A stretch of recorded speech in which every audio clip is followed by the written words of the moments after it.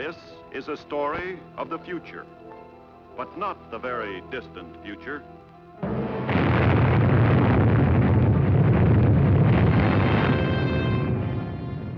It is a story that might have taken place the day after tomorrow.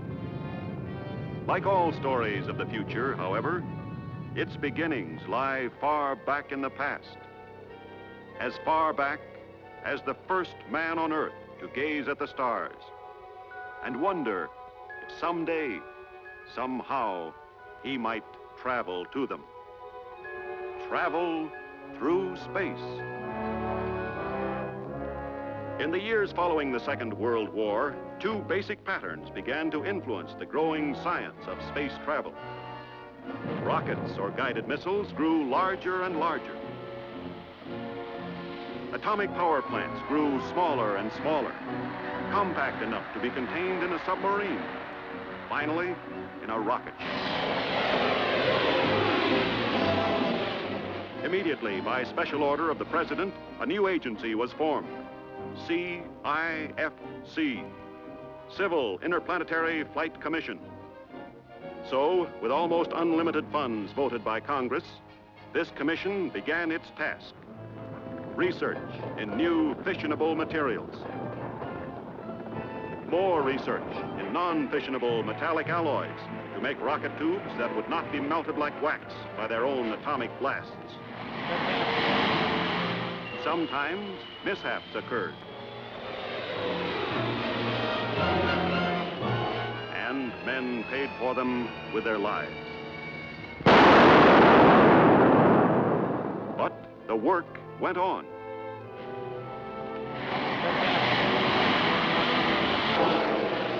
Experiments in celestial navigation.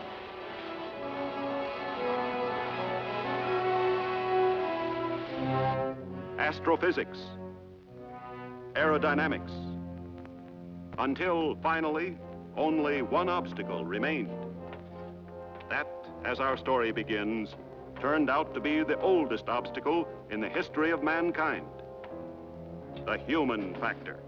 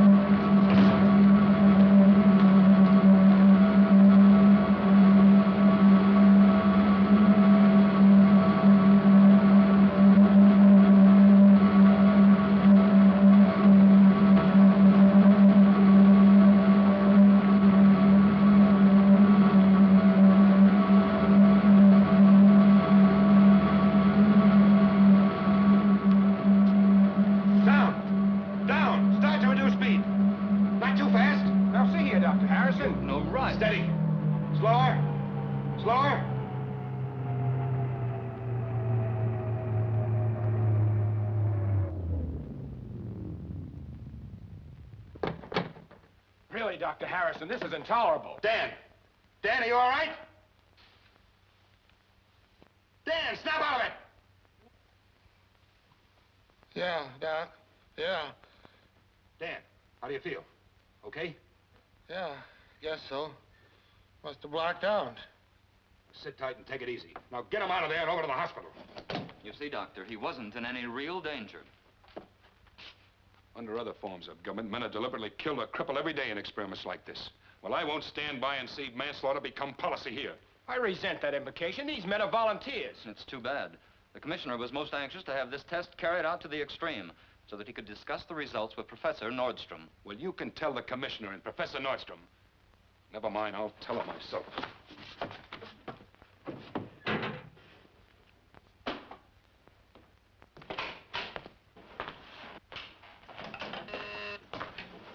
The commissioner's office. Oh, good morning, General. Yes, Professor Nordstrom's with the commissioner now. No, I'm sorry. Dr. Harrison, what's the matter? I want to see the commissioner. I'm sorry, he's with Professor Nordstrom. Miss Pickett, copies, please, for Professor Nordstrom, please. I want to see you. In just a few minutes, Harrison. I can't talk to you at the moment. You don't have to. Just listen. I resign as of now. Harrison, what in the world's wrong with you? I told you once before that I'm not going to stand by anymore and watch human beings being turned into guinea pigs. My dear Harrison, the uncovering of knowledge must always involve risk for pioneers. Fortunately, there are always men and women ready to take those risks. Now, you know that as well as I do. That's not the point, and you know it. We shouldn't even be considering the use of test pilots in this first experimental ship. It's not only inhuman, it's unscientific and unintelligent. That's quite enough. We'll resume this discussion later on.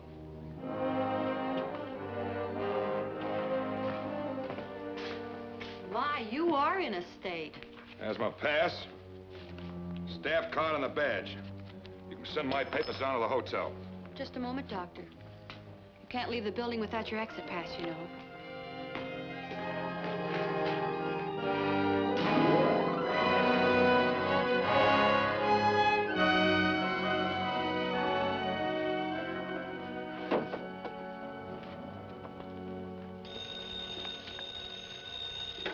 Yes?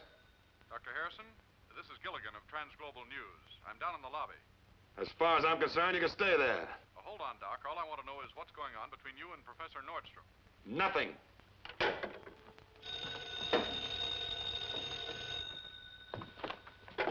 Yes? This is the Washington Globe, Dr. Harrison. We're trying to contact Professor Nordstrom. Look, if this is a gag, it's not very funny. I've never even met Professor Nordstrom, and there's no reason to suppose that I ever will. Dr. Harrison? Yes. Are you by any chance going to talk to me about Professor Nordstrom? Why, yes, in a way. Well, let me tell you this. A, he isn't here. B, I don't know where he is. C, I've never met him. And D, I don't want to. 3 misstatements out of 4, Doctor.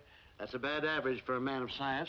You see, I am Professor Nordstrom, and I'm very glad to meet you at last. You are? Yeah. Why? Because I've followed your career with interest, and we see eye to eye on a subject with which I'm particularly concerned. We do? I don't get it. Perhaps a little more seclusion might be a good idea. You mind if I make myself comfortable? No. Go ahead. Well, the fact is, Doctor, I overheard your little interview with the CIFC director this morning. As I just spent an hour telling him exactly what you told him so much more cogently in a couple of minutes, I was, well, interested to say the least. You mean to tell me that you think they're wrong in trying to use human beings? I know they're wrong. Before we can prepare men for the conditions they're going to meet in extraterrestrial space, we've got to know what those conditions are. Not guess, but know. That's what I've been telling them all along. But the problem of getting there and back to collect accurate data without the use of human pilots and observers is going to be a backbreaker. On the contrary, I can almost say now that I have it solved. With your collaboration, I think I can convert that almost into an unqualified fact. Your attention, please. Your attention, please. Skyliner flight number 1 for Los Angeles will board at South Concourse, gate number 5, in 15 minutes. So we can start work the moment we arrive, without all of those coils of red tape hampering us all the time. Yes, I know what you mean. I suppose that sprang from the secret nature of the project in the first place. Top secret. Someday before I'm too old, I look forward to working on a job where I don't have to burn the contents of my wastebasket every night. You never can tell who might be hiding in a wastebasket. Don't tell me you're security regulations quarter 2, my boy. Okay. You were saying you'd be able to show me what you're working on as soon as we arrive. I'll have to. Every minute counts now, because we have to perfect my innovation before the commission is ready to send out its first ship. Now, if we don't... Well, well, if it isn't Professor Nordstrom. I don't know whether you remember me or not. Gilligan, science editor of Transglobal News Service. You'll have to forgive me, Mr. Gilligan, but I've met so many journalists here in Washington. All you scientists are supposed to be absent-minded. Me, I'm trained never to forget a face. I'm afraid we're talking shop, Gilligan. That's what I figured. You're Harrison, aren't you? Of the Civil Interplanetary Flight Commission. No comment. Well, you were until you quit this morning. And what was that all about, Doctor? No comment. You two being together here at the airport. This anything to do with the trouble you've had with the commission, Professor? I'm afraid I have no comment for that either. Now, why don't you leave us both alone? Oh, take it easy, Doc. Never can tell what kind of a story will gel when you big brains huddle together. Like the one your syndicate released prematurely about the hydrogen bomb drops in the Pacific, or the atomic aircraft carrier engine. Look, you're in the business of smashing atoms. I'm in the business of selling newspapers. If Uncle Sam doesn't know how to keep his own secrets, that's his tough luck. It doesn't matter how much aid or comfort you give our potential enemies, or how many of our side eventually get killed. Hold it, Ralph. Now listen, Mr. Gilligan. You listen to me, Professor. You fellows can't go on dummying up like this indefinitely. Sooner or later, you've got to talk for the record. Look at it this way. The prospect of space travel in the immediate future is the biggest news story in the country today. Years and years of research, millions and millions of taxpayers' dollars have been spent building that first spaceship. Now, when it's just about ready to take off, what happens? One of the greatest scientific minds in the world, that's you, comes out and disagrees about how the ship's to be worked. I was about to say, Mr. Gilligan, I'd be willing to make a statement. I don't want a statement. I want facts. It's no secret in Washington that the row was over your not wanting to use men on the first space trip. What the people of the United States want to know is what you propose using instead. If I were prepared with the facts you're talking about now, I'd tell you. Only right now, I'm not. However, I will tell you this. Just 30 days from now, at my home in California, Dr. Harrison and I will tell all, or at least as much as circumstances at that time will allow. I'll be there, Professor. So will the science editors of, say, 11 other press services. Well, I thought this was an exclusive. It ought to be. Do the people of the United States read only trans-global news releases, Mr. Gilligan? Your attention, please. Skyliner, flight number 1 for Los Angeles, now boarding at South Concourse, gate number 5. That's our call, Professor. I'll see you in California, Mr. Gilligan. Okay. Okay. Skyliner, flight number 1 for Los Angeles, now boarding at South Concourse, gate number 5.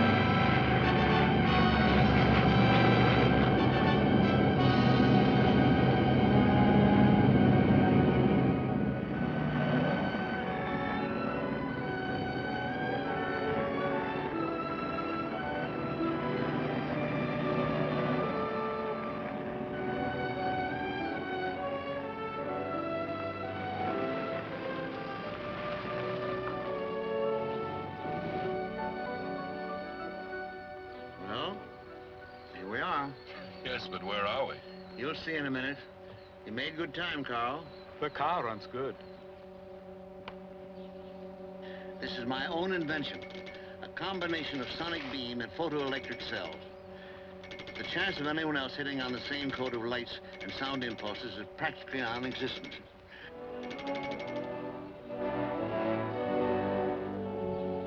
I have a whole series throughout my premises. You sound as proud of them as if they'd won the Nobel.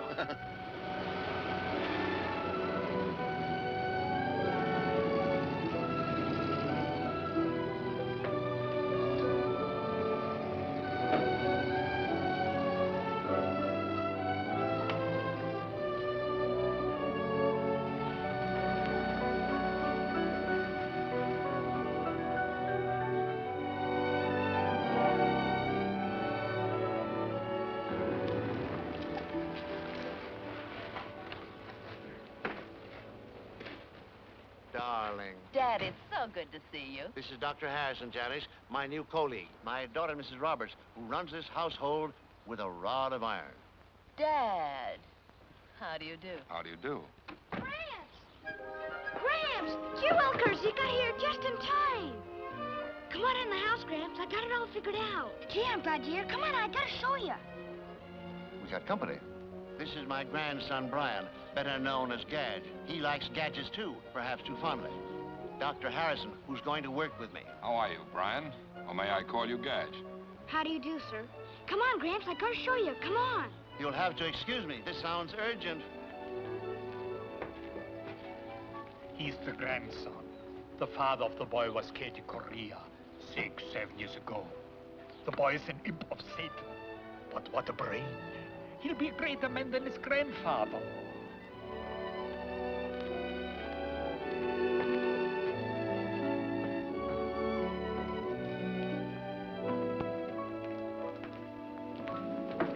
Look, Gramps, I told you I had it figured out. Only first I gotta make myself as tall as you are.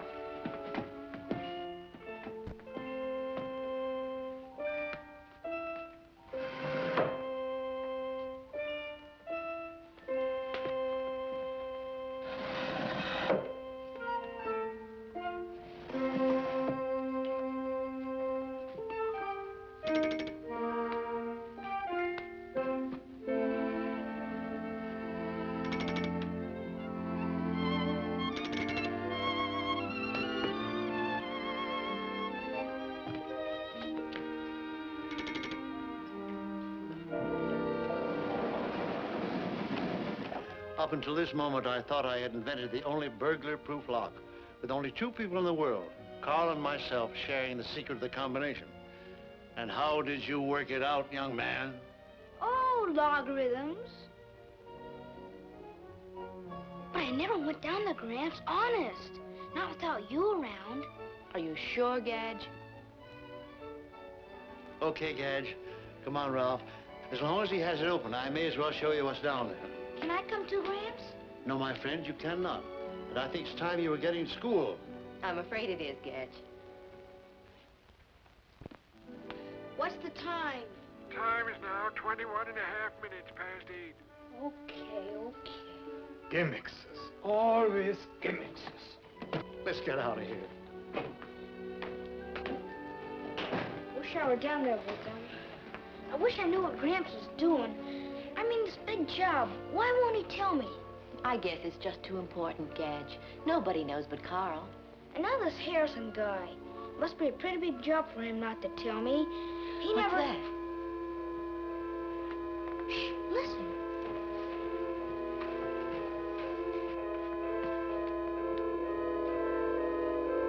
What is it? What is it?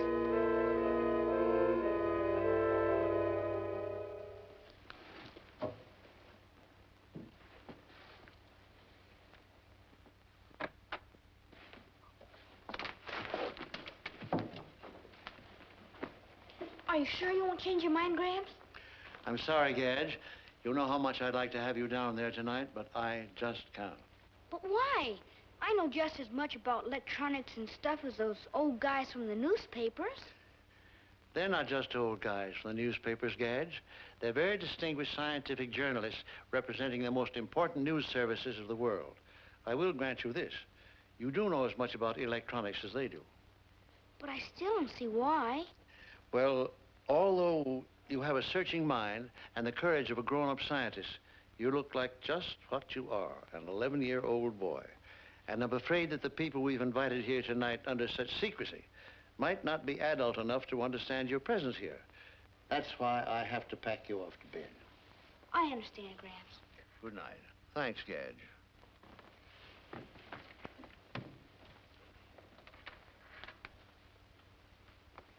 Well, I guess I won't be needing this anymore.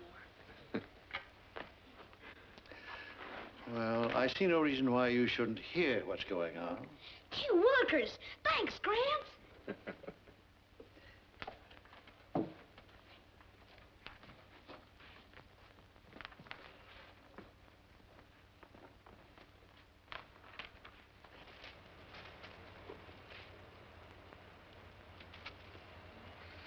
Go ahead.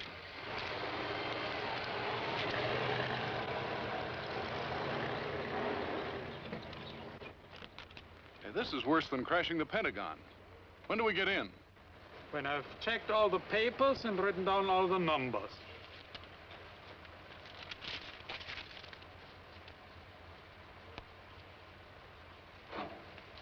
Go ahead.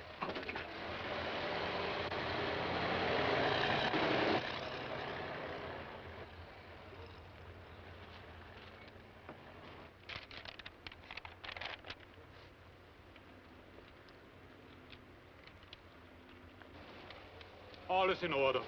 Thank you, my friend.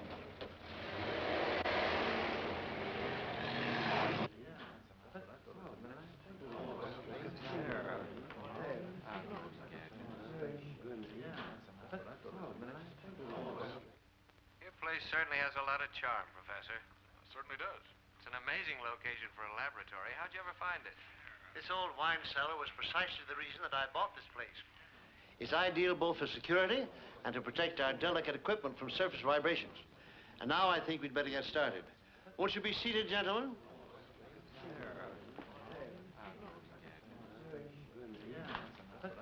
Mind if I sit here? No, please do.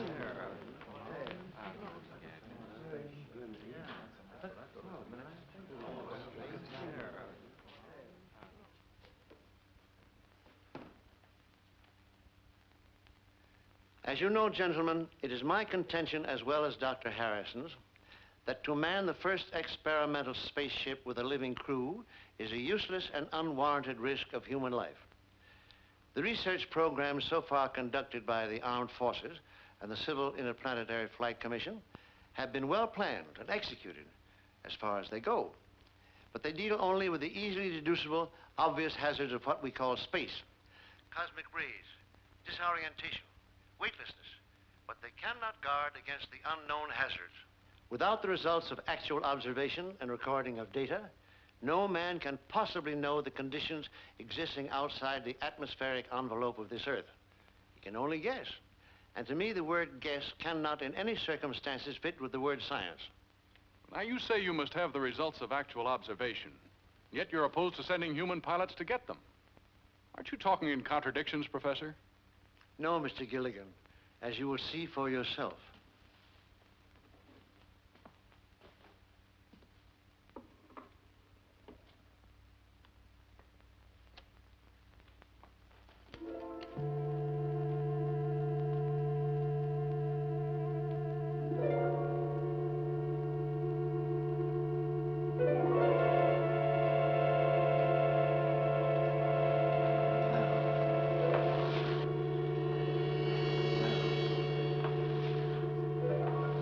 What is it?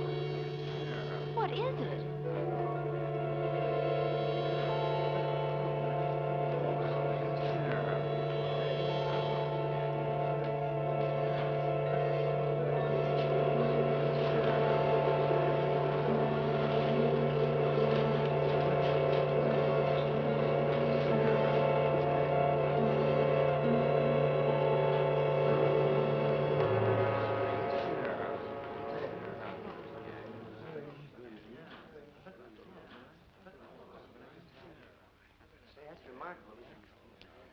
Well, gentlemen, meet Tobor, a childish joke of mine.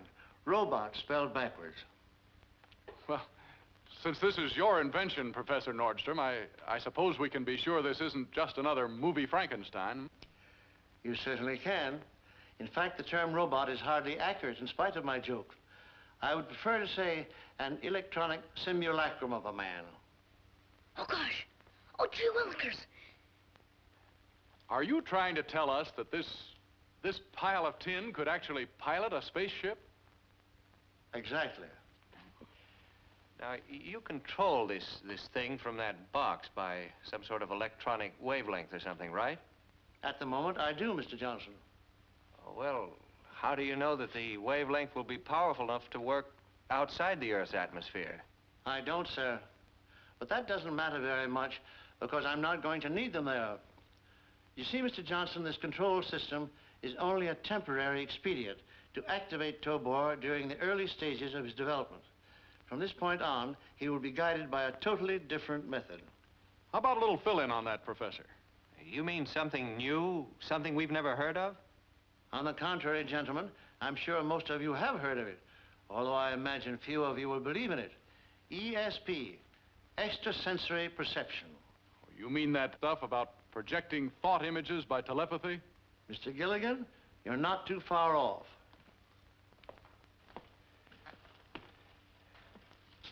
In here, gentlemen, is the most intricate part of what I assure you is a highly sensitive mechanism. When that is activated, like this,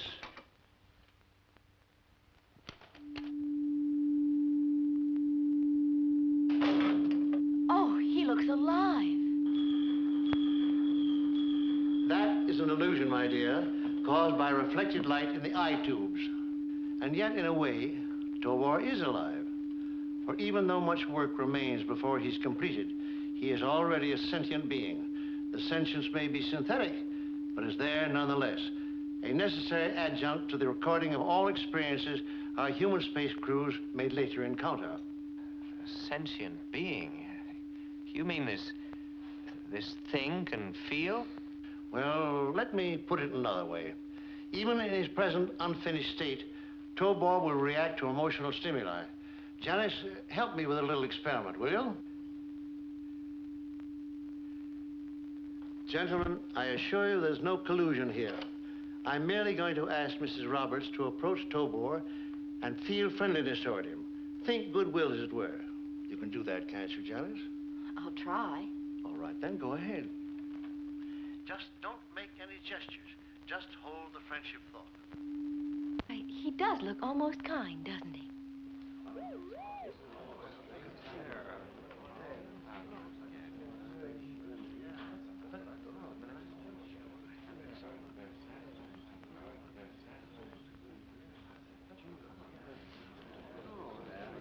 Thank you, Janice.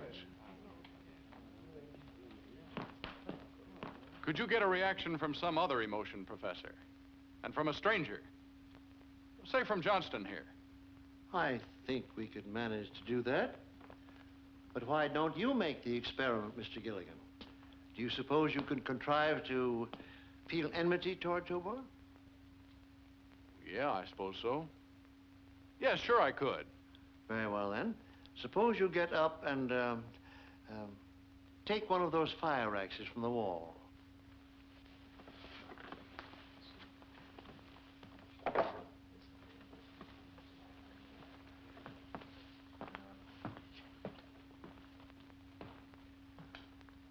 Now, if you will, walk around behind Tobor and hold the thought of enmity all the time. Deadly enmity.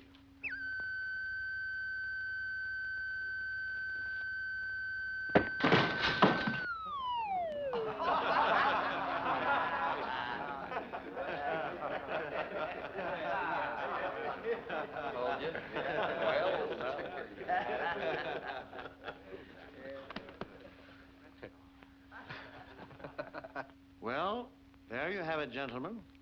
This time, the emotional stimulus was danger. The reaction, fear, instantly followed by anger. You have just witnessed the complete cycle of a synthetic instinct, self-preservation.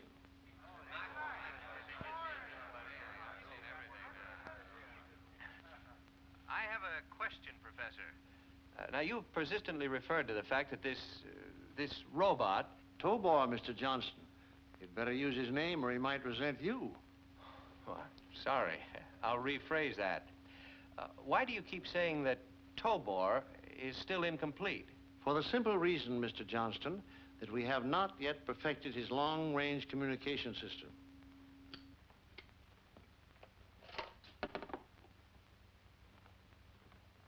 As you know, gentlemen, at each end of such a system, there's a power unit, a transmitter and a receiver.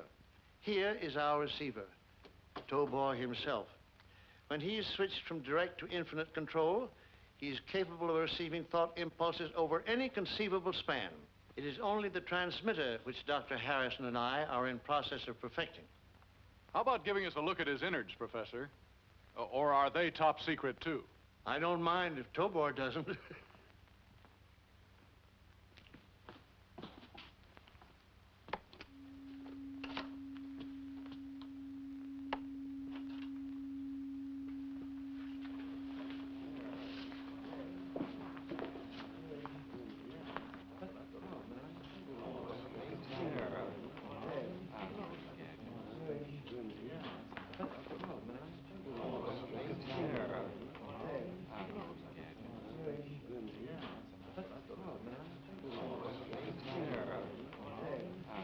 And now, gentlemen, I think I've said everything I can say of importance tonight. And it's certainly Tobor's bedtime.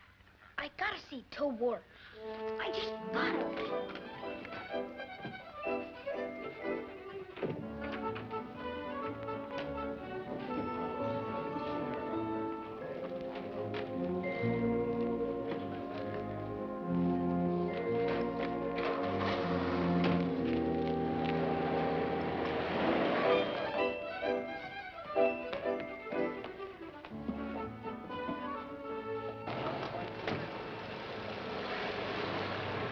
Just a minute, Mr. Gilligan.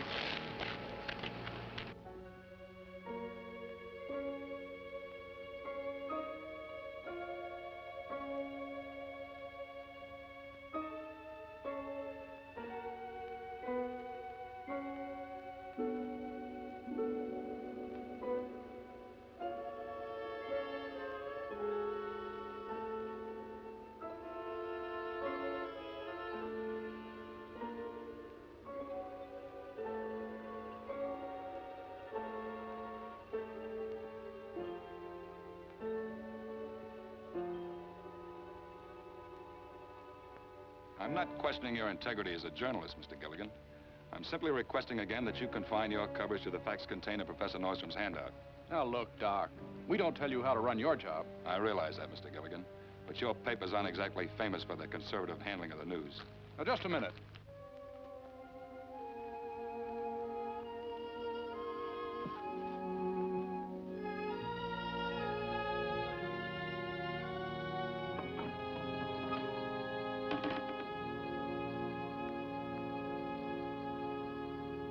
That's the trouble with you scientists. You won't face up to the facts of life.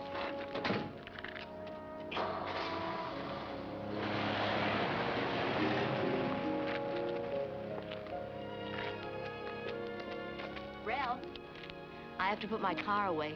Would you give me a hand with the garage door? I'd like to. Very much.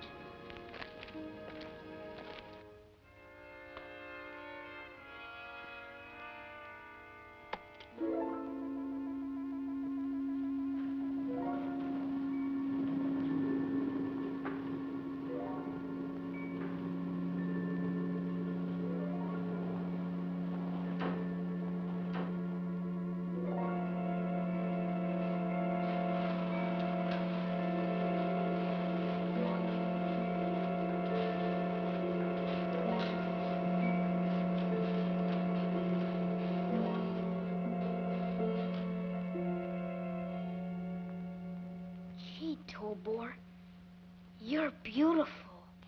Glad you could make it, gentlemen. Goodbye.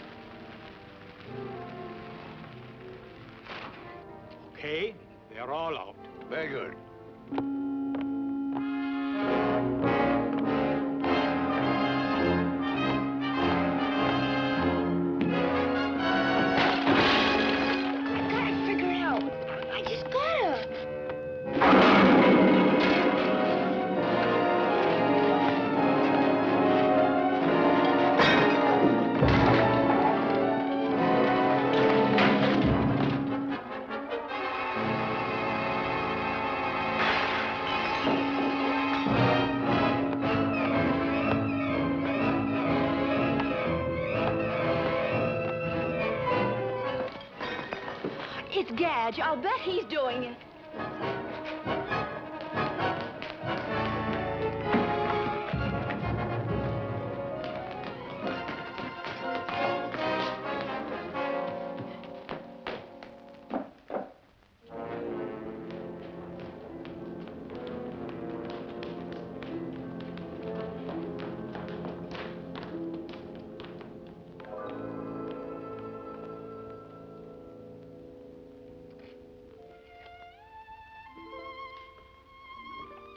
Gadge.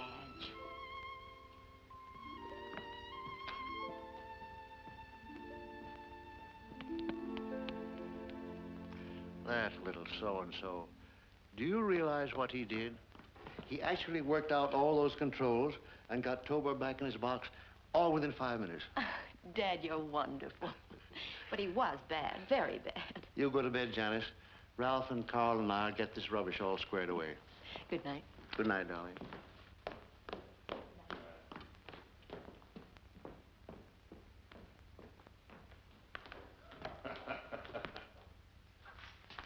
Beats me how that kid worked out those controls. I'd hate to try it with a slide rule. I told you that boy's a genius. Hey, wait a minute. 9, 10, 11, 12, 13. How many news services did you ask to send representatives tonight, Professor? 12, as you know. Why? Because there are 13 empty chairs, and tonight every one of them was filled.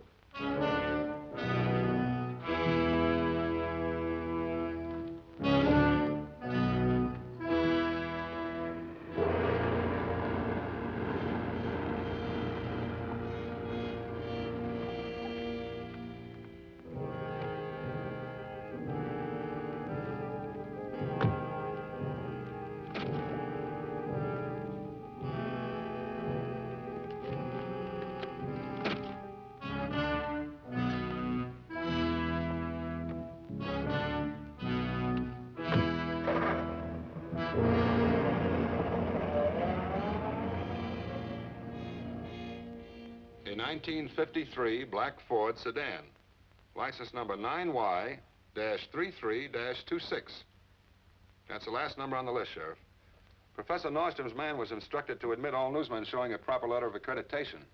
Unfortunately, the professor omitted to tell him just how many were expected, so that 13th letter must have been a forgery. Incidentally, Sheriff, I'd appreciate it if you'd pass those license numbers on to the FBI. No, we won't be needing your deputies to guard us. We're taking our own precautions, and Professor Nordstrom assures me that they're more than adequate. Thanks again, Sheriff. Goodbye. 22 university degrees, and I forget to tell Carl the number of letters.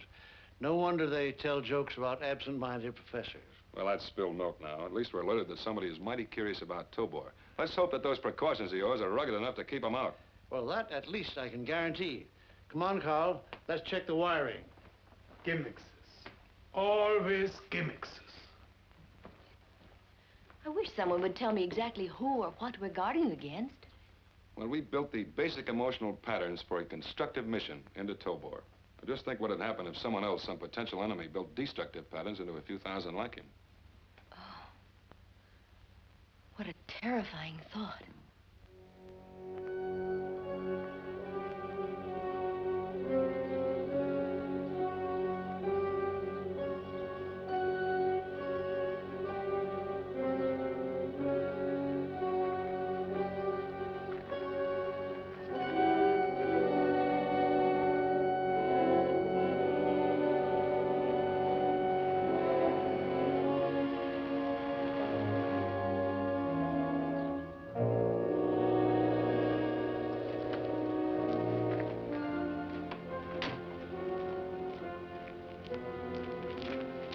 Anything new? They still haven't posted a guard. I should. It's been 4 days now, and I haven't seen a soul. You must have got away with it. Might be a trap. Well, how do we play it then? Wait for a break? Unfortunately, my friend, we haven't much time. The highest party officials are concerned. They feel that once Nordstrom has perfected his control system, the federal government will take over. It will be considerably more difficult for us to get at it. And so? So we get into the house.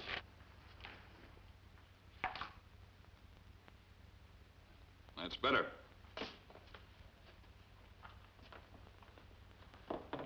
See, I rigged the telepathic pickup so that it fits behind the ear where it's close to the sensory brain centers. It conveys every impulse to the control device here where you can increase or diminish the vibrations. The whole thing fits as comfortably as a hearing aid. Excellent, Ralph. Excellent. Now, here's the transmitter receiver. I moved the tuning band to this end. Beautiful. Now, it's all set. You want to start? I think you ought to operate these tests, Ralph.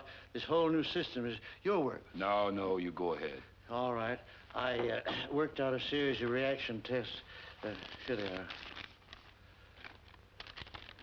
Mm-hmm.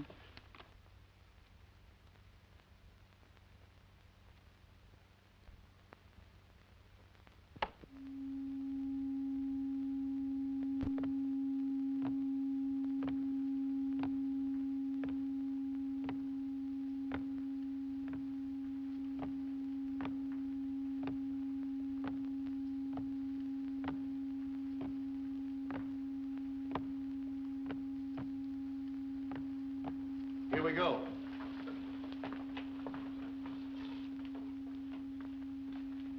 All right.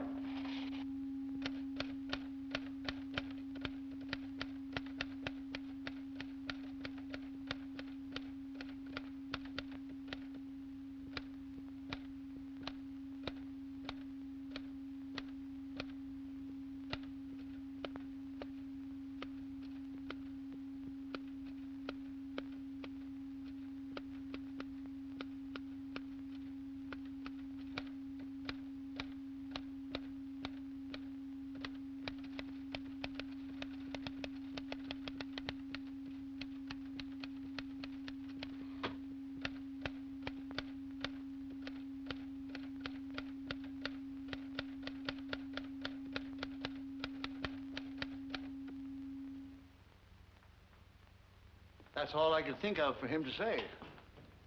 Who the devil's that? Gadge, what are you doing down here? I heard you're working Tobor. Can I come and watch? You seem to be here already. All right.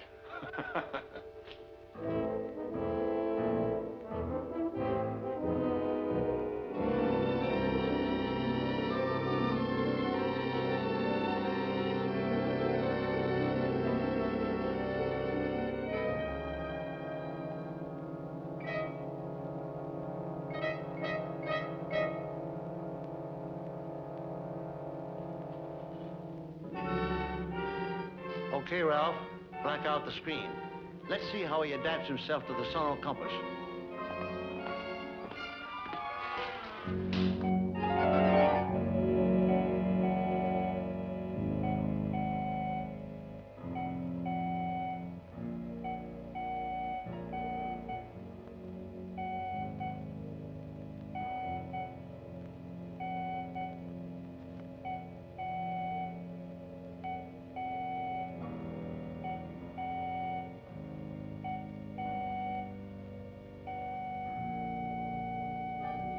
Attaboy, Tobor.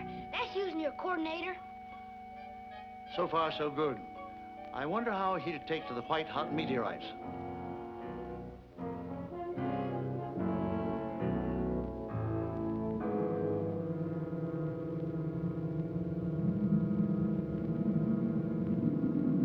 This is a tough one, Gadge.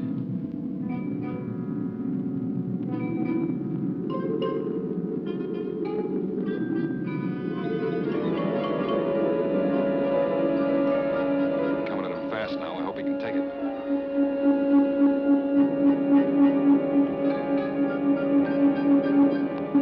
I don't like this.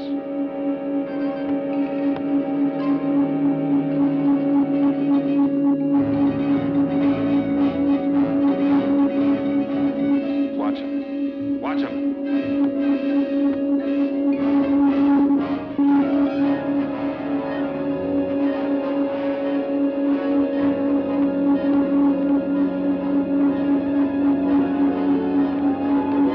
Thing's going berserk.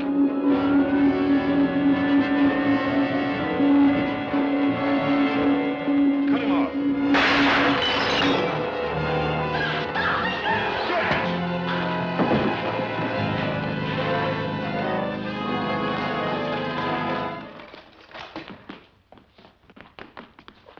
Are you all right, boy? There's no fracture, just a bad bump. Come on, son. Easy, Gadge.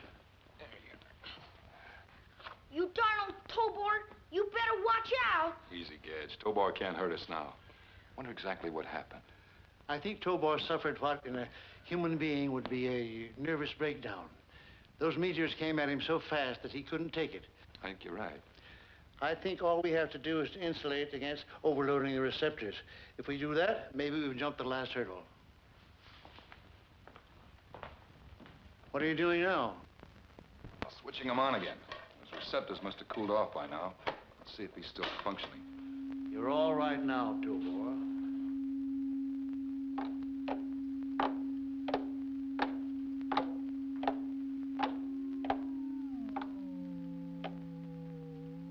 Next time you better watch where you're going.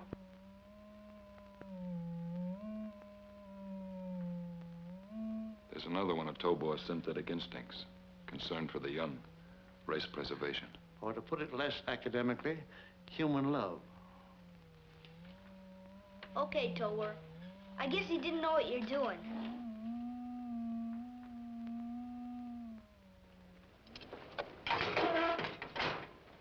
$2.50 even, lady. Thanks.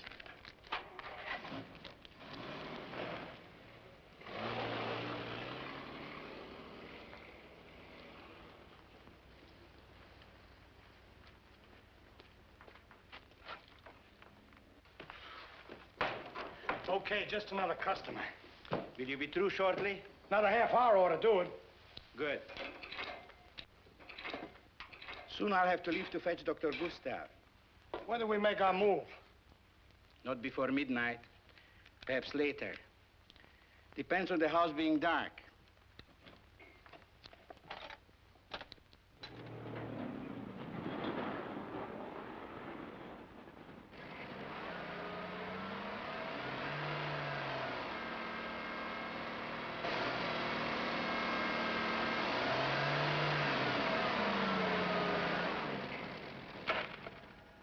Great, works fine.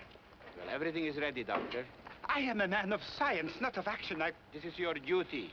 All you have to do is to inspect and photograph this work of Nordstrom's. Leave everything else to us. Paul, you go first.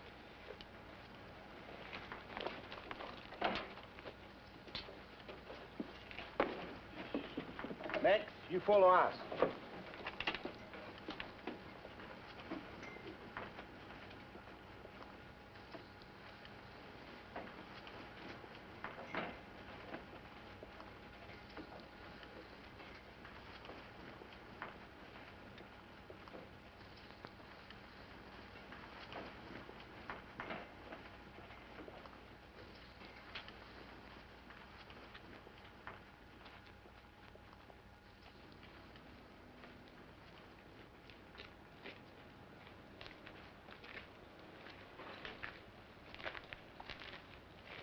Intruders now inside electrified fence, north boundary. Intruders now inside electrified fence, north boundary. Intruders now inside electrified fence, north boundary. Intruders now inside electrified fence, north boundary.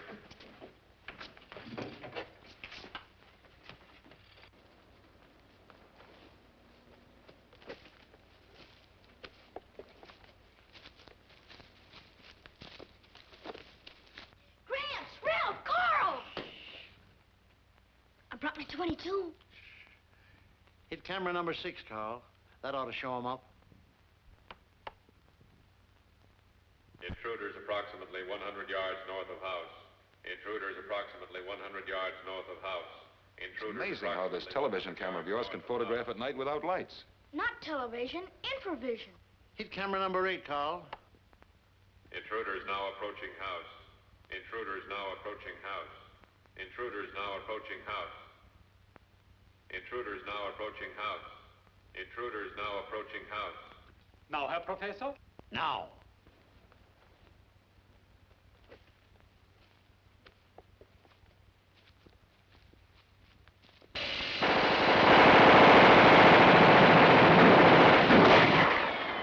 What is that?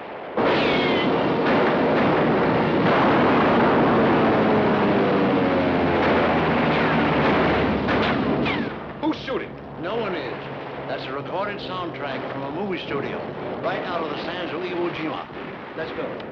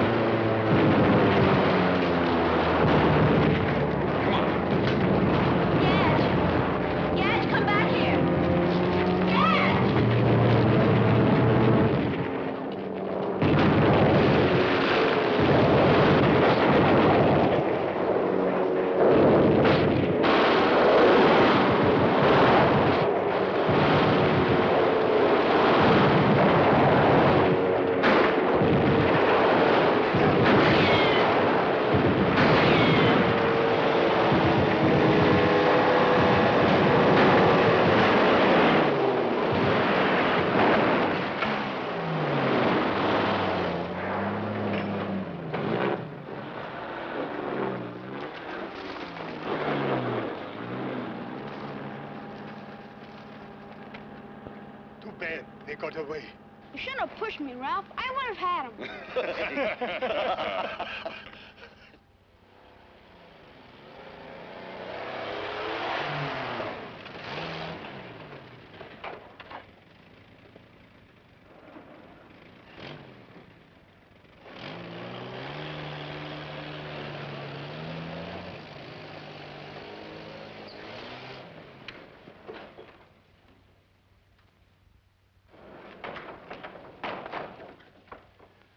Smart cookie, that Nordstrom.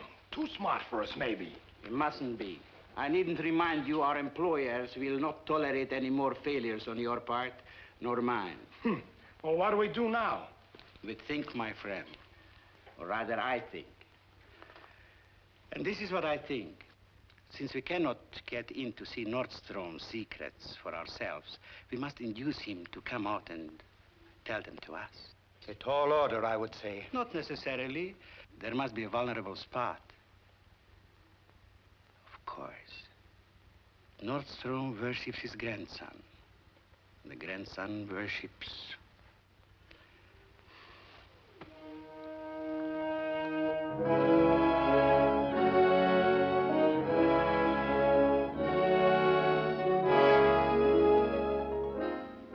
Wilkers. Mom! Hey, Mom!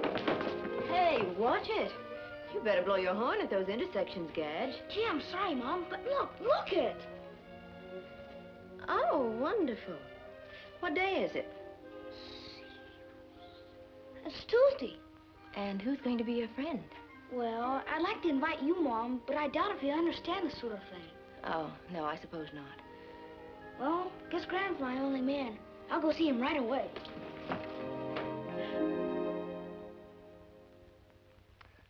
Good.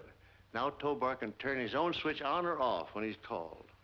Better he should learn to clean the house and drive the car, so I can spend all my time making toys for you to play with. It's all finished. A new transmitter rod built inside a pencil.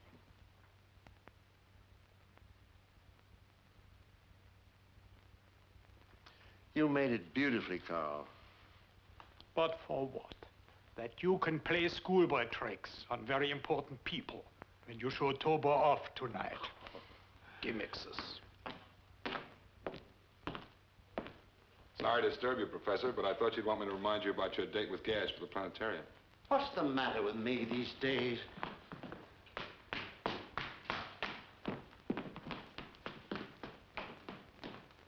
Gadge, where are you, boy? We ought to be going. Right with you, Graham. Now, don't be late. Your very important persons will be here at 7 o'clock sharp, remember? Oh, we'll be back an hour before that. You mark my words. Ah, here you are, partner. Come on, let's hit the trail.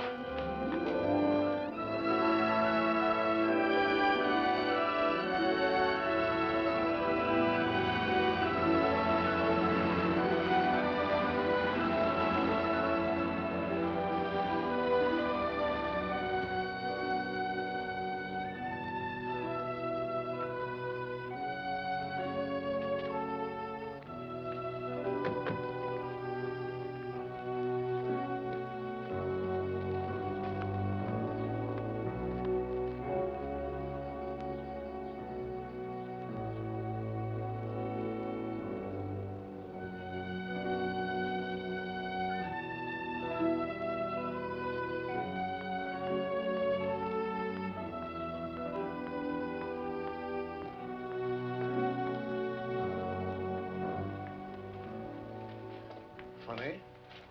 Where's everyone else? Probably inside. Come on, Gramps.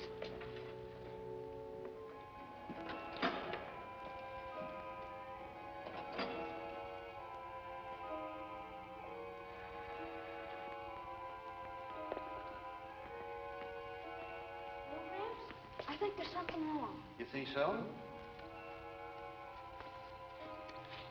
It's the right day. Yes, young man. The right day for us, if you please.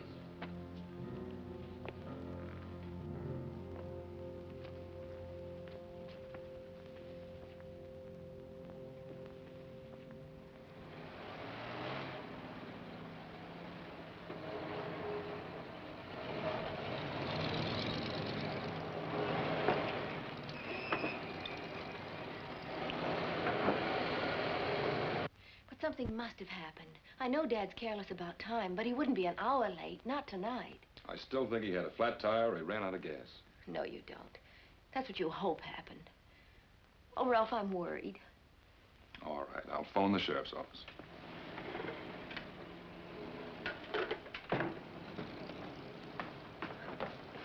That's the brass. Okay. I'll phone from down the lab. You meet him and just tell him he'll be a little late. Come on now, snap one. I'll be all right.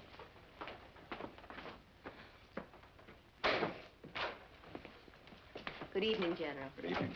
Good evening, sir. Good evening. How are you? How do you do? How do you do? Good evening.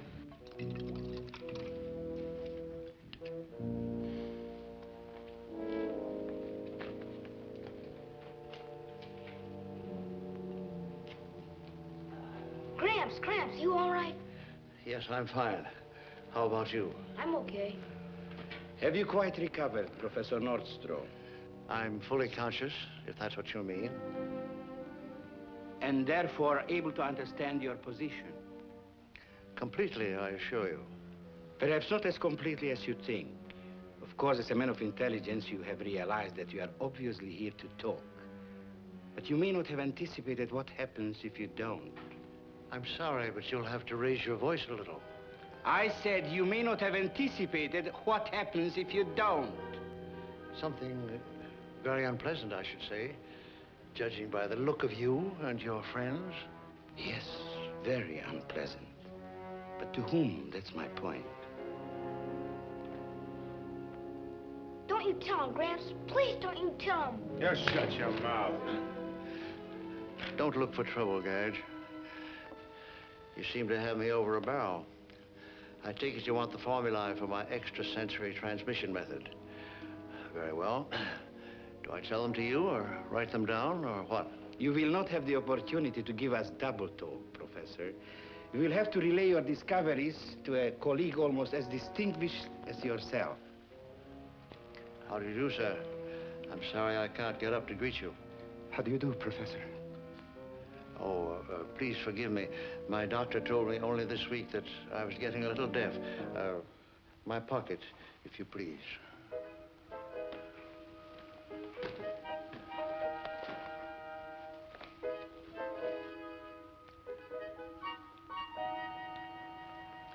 Put that over my head, behind my ear, please.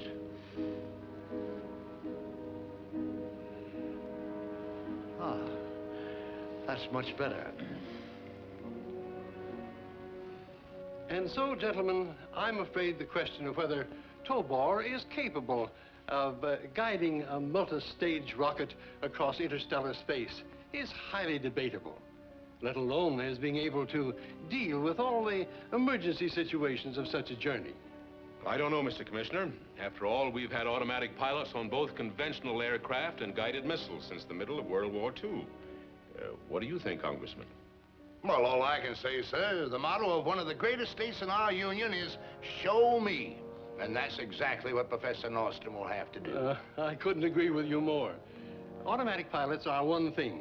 Intelligent direction of a billion-dollar space cruiser is something else. Yes? Yes, I see. Thank you, Sheriff. Let me know if you hear anything. A moment, please, gentlemen. It's no good trying to keep it from you any longer. About Professor Nordstrom's failure to be here. Frankly, we don't know where he is. He and his grandson left early today, presumably to visit a science show at the planetarium in Los Angeles. They were to be back at 5:30. That was the sheriff's office on the phone. They have no news of Professor Nordstrom or the boy. Neither has the Los Angeles Police Department nor the FBI. And there was no science show scheduled at the planetarium today. Well, isn't there something we can do instead of just standing around? Yeah. Afraid not, except wait. Oh, that's all right. Now, these principles, you must understand, had to be reduced to a working form. If I could jot down the basic equations, it would save us a lot of time. Is that correct, Doctor? Most certainly. Very well. Paul, release his hands. I strongly advise you, Doctor, to confine yourself to the matter in hand. Pencil and paper. Gramps, don't you do it! Please do what you tell him! Lie still, Gadge. Don't try to get up. If you please. Certainly.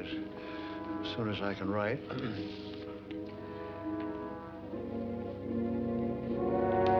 Another pencil. I have another one right here.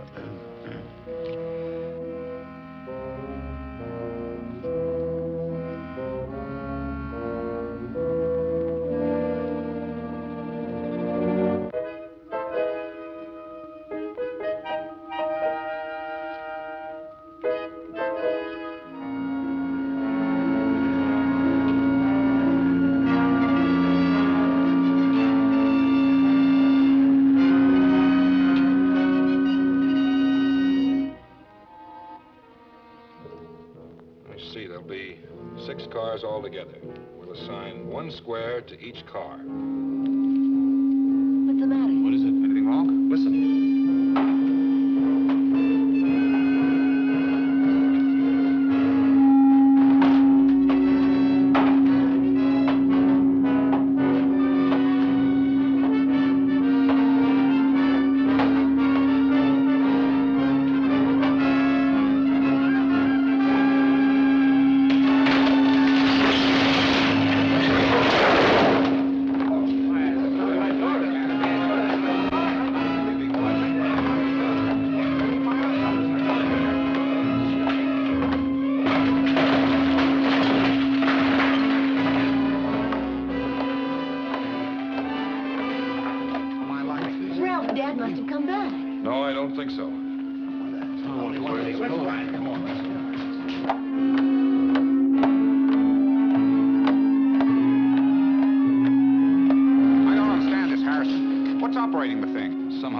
Nordstrom's controlling Tobor.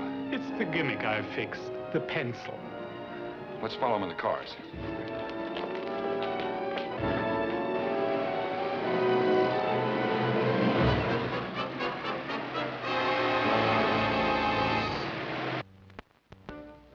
Something wrong, Doctor? Yes, I think so. This figure, it cannot be correct. Oh, I'm sorry. Just a slip. This is the 3rd slip you've made, Nordstrom. I'm very sorry. I'm trying to remember an extremely complicated formula. I should have my notes. Of course, I could stimulate your memory with artificial methods.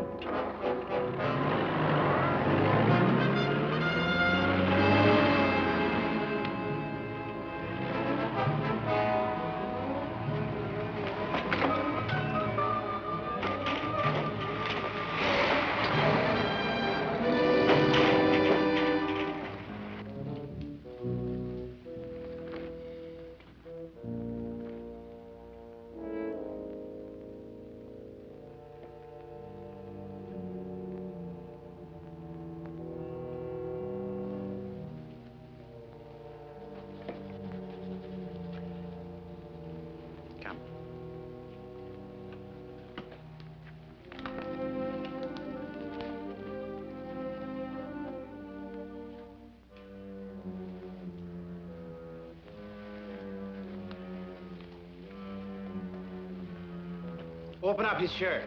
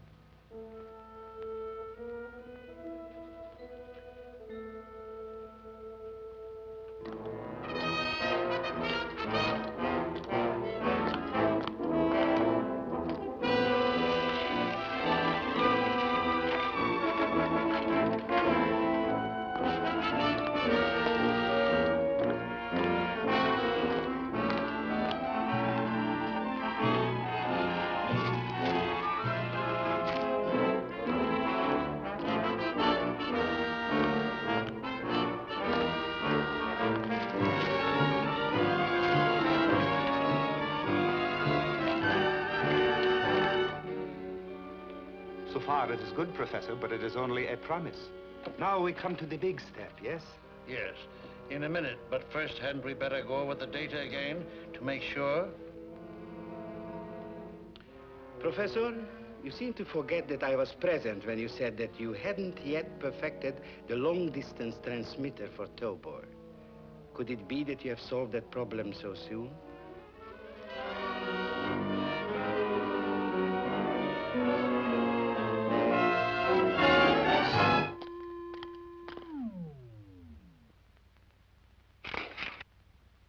You better use mine, and use it quick. I won't stand for this any longer. You'll give the required information immediately. Max! Wait, wait. No, Gramps, no. All right. You win.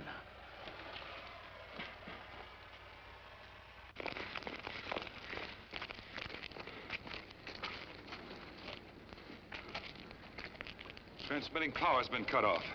Isn't there anything you can do? I don't know.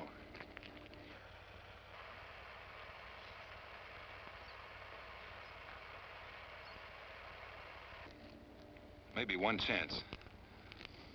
If Gadge and the professor are near this spot, they may be able to reach him on a direct telepathic impulse.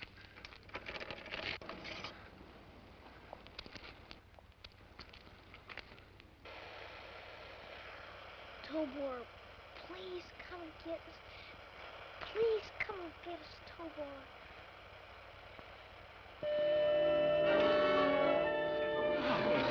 Why now? Up we go.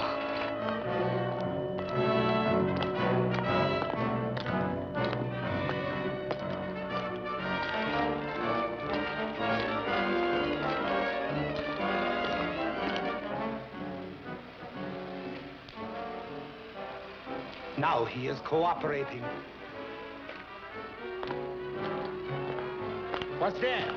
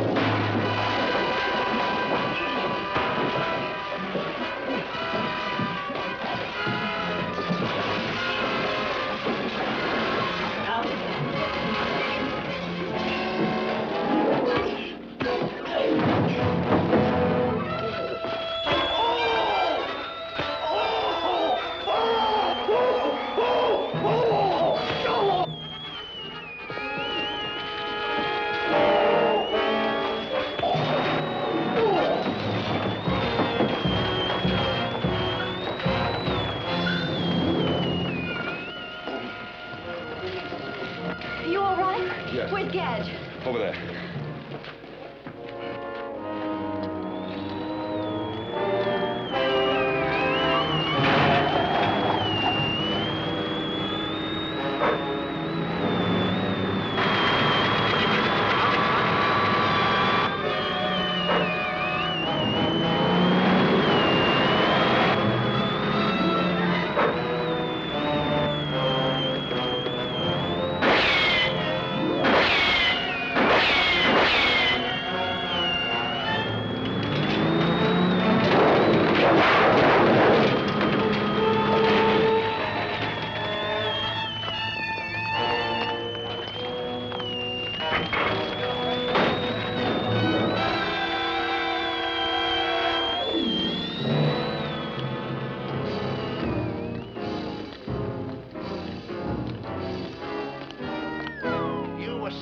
Mr. Commissioner, just as that phone rang, that you doubted that Tobor was capable of reacting to emergency situations? I'm afraid I was, but I withdraw my observation.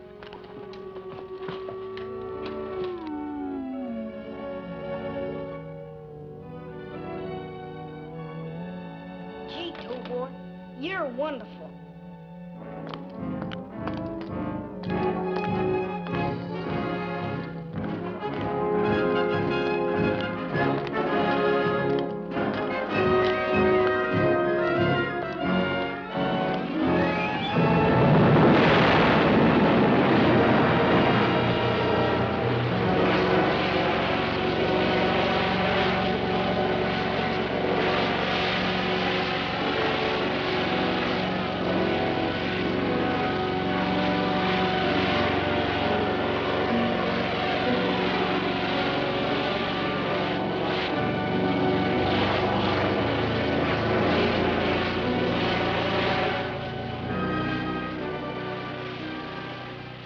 Goodbye, Tobor, and good luck.